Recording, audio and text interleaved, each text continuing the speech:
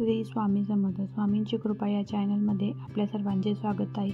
आज आपण स्वामी आणि भक्त यांच्याविषयी कथा जाणून घेणार आहोत. अक्कलकोटमध्ये एक गरीब पण परमभक्त शेतकरी राहत होता.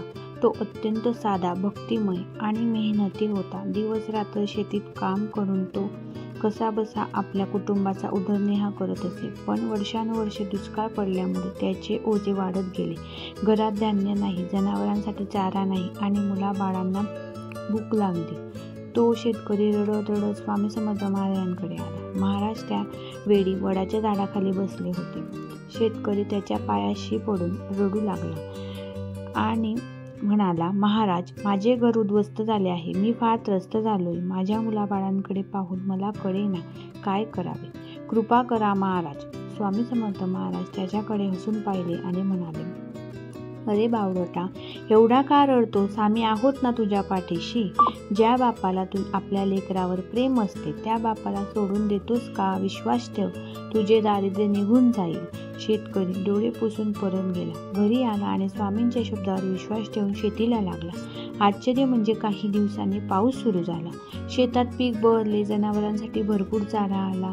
त्याच्या घरात अन्नधान्य, सुख, समृद्धी परत आली. तो शेतकरी कुटुंबासह पुन्हा स्वामींकडे गेला. डोळ्यात आनंदाश्रू घेऊन तो म्हणाला, महाराज, तुमच्या आशीर्वादामुळे आमचे सर्व काही परत आले. आता आम्ही निर्धास्त आहोत. स्वामी समर्थ महाराज त्याला हसून म्हणाले, अरे, आम्ही काय केलं? हा तर तुझा विश्वास बोलला. श्रद्धा असेल तर गरिबाला ही दैवत भेटते आणि श्रद्धा नसेल तर सोन्याचा पर्वतही व्यर्थ ठरतो. या कथेतून एक शिकवण मिळाली.